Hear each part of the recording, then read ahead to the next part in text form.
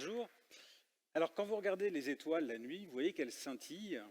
Et ça, c'est un effet de l'atmosphère terrestre qui rend les images de l'univers totalement floues.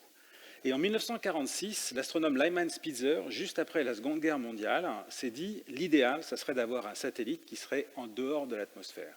D'où l'idée du télescope spatial Hubble à 570 km au-dessus du sol terrestre. Le fait que ce soit arrivé après la Seconde Guerre mondiale n'est pas complètement un hasard, et en fait, il y a une discussion que vous pouvez trouver sur Internet entre l'administrateur général de la NASA, James Webb, à l'époque, dans les années 60, avec le président Kennedy. Et on réalise à ce moment-là que toute la science qui a été faite par la NASA découle des petits pourcentages de financement qui étaient destinés à la guerre froide, à la conquête de la Lune, et qui ont servi, grâce à James Webb, à nourrir la recherche scientifique sur l'univers. Et c'est pour ça que le successeur du télescope spatial Hubble s'appelle le James Webb Space Telescope. James Webb n'a jamais fait d'astronomie. C'était l'administrateur général de la NASA. Comme l'a montré Hazard, en fait, les images du ciel qu'on voit aujourd'hui sont pour la plupart issues du télescope spatial Hubble. Elles sont magnifiques, mais la question qu'on peut se poser, c'est est-ce que le télescope Hubble a véritablement changé notre compréhension de l'univers ? Quelles sont les questions scientifiques sur lesquelles on a véritablement fait des progrès? Alors, je crois que je dois prendre une télécommande. J'ai oublié de la prendre. Merci. J'espère que ça ne fait pas marcher le télescope. Alors, l'image que vous voyez ici, c'est une vue d'artiste de la Voie lactée. Et vous voyez la position du Soleil qui est à 26 000 années-lumière du centre de la Voie lactée. Je vous ai représenté cette image pour vous donner une idée de la capacité du télescope spatial Hubble. Il est capable de voir avec une précision de 1 sur 13 par rapport à cette distance. Le point rouge que vous voyez au milieu de l'image, c'est la granularité avec laquelle le télescope spatial Hubble est capable de voir des détails. Ce que je veux dire ici, c'est qu'il peut voir ces détails sur toute l'histoire cosmique depuis le Big Bang. Vous prenez une galaxie dont la lumière a mis 10 milliards d'années à vous arriver, vous la voyez avec la même précision qu'une galaxie plus proche ou plus lointaine. Pourquoi? Parce que l'expansion de l'univers a pour effet de faire grossir les images d'arrière-plan qui contrebalancent exactement le fait qu'elles sont distantes. C'est pour ça que tout astronome sait qu'une seconde d'arc égale 8 kiloparsecs, c'est-à-dire 8000 parsecs, 1 parsec égale 3,25 années-lumière, à savoir par cœur, on verra tout à l'heure si vous en souvenez. Alors, maintenant la question c'est qu'est-ce qu'on a vu avec cette granularité? Eh bien, ce qu'on a vu, c'était que les galaxies étaient en réalité beaucoup plus compactes que ce qu'on pensait, parce que finalement, la Voie lactée, c'est bien beau, c'est une très grande galaxie de 100 000 années-lumière de diamètre, mais dans l'univers lointain, les galaxies, c'était des bébés. Donc, elles étaient plus petites, plus compactes, et on les voit différemment. Pour vous donner une image de ce que l'on voit au sol avec l'un des plus grands télescopes, le télescope Subaru japonais sur le Mauna Kea, 4200 mètres d'altitude à Hawaï, l'image que vous voyez du Subaru est beaucoup plus floue que celle du télescope Hubble. Et là, il n'y a pas besoin de commentaires pour voir à quel point Hubble a une capacité de voir des détails ultra fins. Et grâce à ça, on s'est rendu compte que les galaxies, lorsqu'elles étaient plus jeunes, étaient tout à fait différentes de ce qu'elles sont aujourd'hui. Elles étaient beaucoup plus compactes. C'était les premières images, même lorsque Hubble, pendant les 4 premières années, était myope, ont tout de suite montré que ces galaxies étaient plus compactes que prévu. Et ça, c'est encore un des grands mystères. Comment se fait-il que l'univers, qui a été si peu efficace finalement à faire des étoiles et des galaxies au cours de l'histoire, lorsqu'il en a fait, il les a fait de façon ultra compacte, avec, comme on va le voir, avec des trous noirs au centre des galaxies, qui est l'un des plus grands mystères. Alors l'idée du trou noir a été un peu survendue quand on a au début parlé des trous noirs avec Hubble, parce qu'on a dit, souvent dans la presse américaine, Hubble découvre l'existence des trous noirs au centre des galaxies. En réalité, on savait qu'il y avait des trous noirs au centre des galaxies. Mais Hubble a révolutionné notre compréhension de la problématique du lien entre les trous noirs et les galaxies quand il a montré que les trous noirs étaient omniprésents. Vous prenez n'importe quelle galaxie, c'est comme un fruit et un noyau, ça s'appelle un trou noir. Un trou noir galactique qui va mesurer des millions, des centaines de millions, des milliards de fois la masse du Soleil.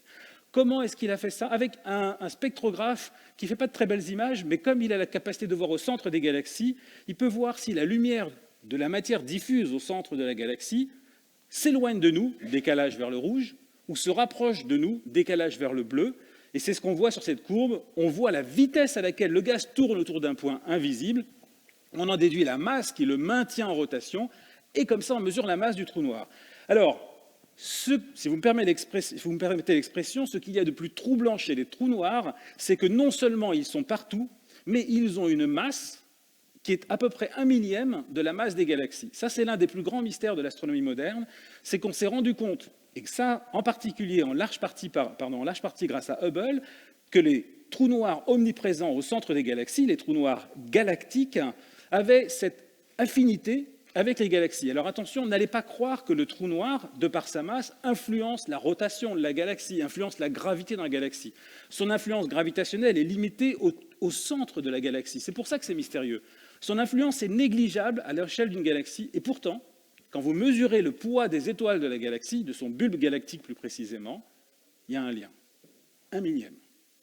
Et là, les gens se disent, est-ce que c'est comme le noyau d'un fruit qui va être à l'origine de la naissance de la galaxie? Ou est-ce qu'au contraire, ce sont les cendres ou le cancer d'une galaxie qui va la tuer en termes d'activité de formation d'étoiles? La question est ouverte, mais le fait que les trous noirs soient omniprésents avec des variations énormes des masses des galaxies, ça a été une révolution, un changement de paradigme grâce à Hubble. Un autre changement de paradigme est arrivé en 1995. Bob Williams, le directeur du Space Telescope Science Institute, qui était en charge du télescope Hubble, avait accès à une grande fraction du temps du télescope Hubble et pouvait faire ce qu'il voulait. Il pouvait choisir ses objets fétiches. Mais au lieu de faire ça, il s'est dit, il a convoqué 7 des plus éminents astronomes de la communauté scientifique internationale, c'est-à-dire américaine, principalement.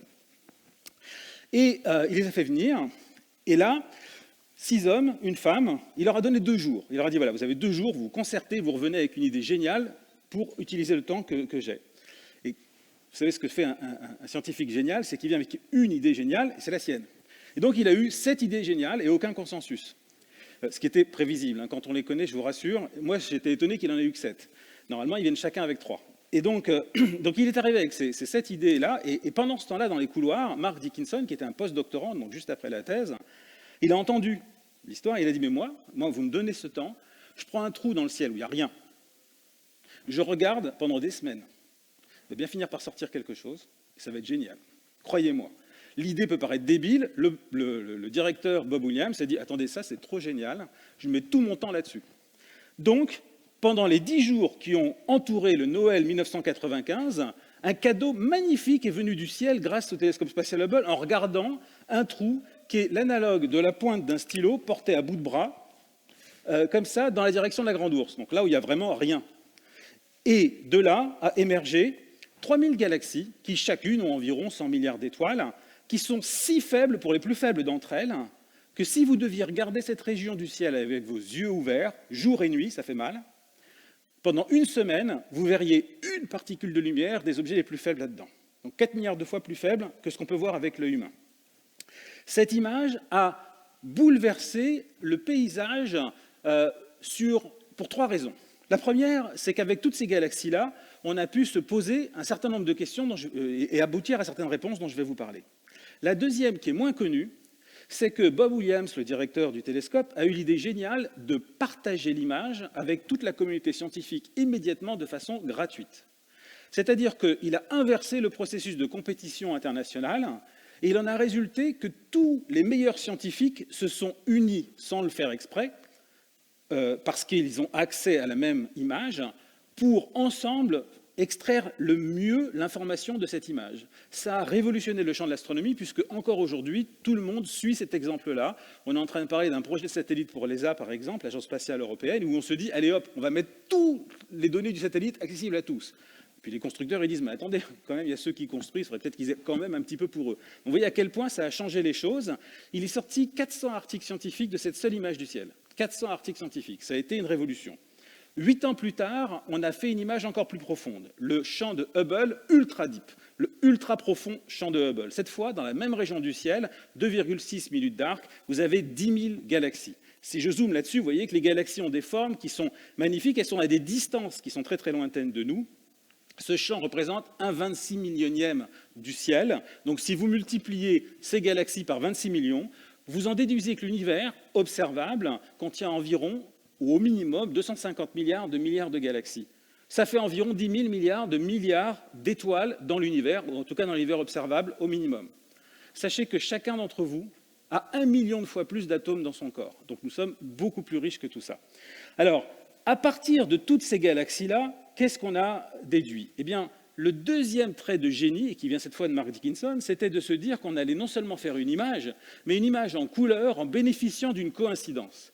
Au moment où la question a été posée par Bob Williams, Chuck Steidel, un astronome américain qui travaillait avec le télescope du Keck de 10 mètres de diamètre à Hawaï, venait de faire une découverte remarquable. Pour mesurer la distance d'une galaxie, il faut calculer le décalage vers le rouge, la vitesse à laquelle elle se déplace.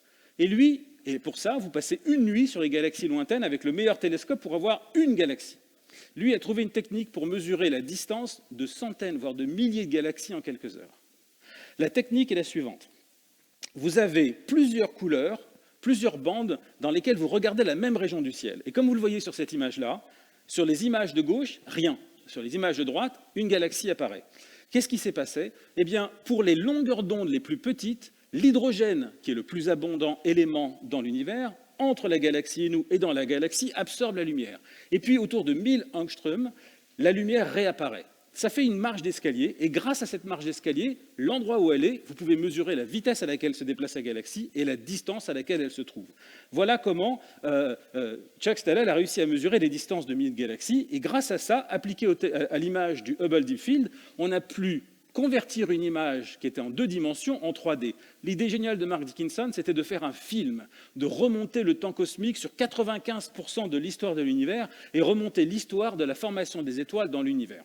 Alors, qu'est-ce qui s'est passé? Qu'est-ce qui a résulté de ça? On avait commencé ça avec Simon Lilly, un astronome anglais qui était à l'époque professeur à Toronto, François Hammer et Olivier Lefebvre, un astronome qui a joué un rôle majeur dans l'astronomie française et qui est malheureusement décédé récemment. C'est une très grande perte. Ces astronomes ont permis de remonter le début de l'histoire. Mais avec Hubble, on a fait tout le reste, 95% de l'histoire de l'univers, et on s'est aperçu que les galaxies ont vécu une phase où elles formaient peu d'étoiles, puis elles ont formé de plus en plus d'étoiles, jusqu'à ce qu'il y ait un pic il y a à peu près 8 milliards d'années, et ensuite une chute. La raison pour laquelle ça s'est passé, c'est combien? 1 minute, voilà, avec 1 minute, je vais vous montrer comment, avec la forme que vous voyez ici des galaxies, la morphologie des galaxies, qui vous permet de voir qu'elles ont des formes tout à fait différentes de celles qu'on connaissait. On s'est dit, celles qui sont là avec des petits grumeaux, on appelle ça des clumpy galaxies. On s'est demandé si c'était des galaxies qui étaient en train de se cannibaliser, des fusions de galaxies. En réalité, non. Ce sont des galaxies bébés avec tellement de gaz, de milieux interstellaires, qu'elles ont des clumps, des grumeaux, et elles forment des étoiles. C'est une révolution complète sur notre compréhension des galaxies grâce à cette image du télescope Hubble. Avec Hubble, on a réussi à voir l'exemple de la première galaxie de l'univers. C'est peut-être pas la première, mais ça pourrait être.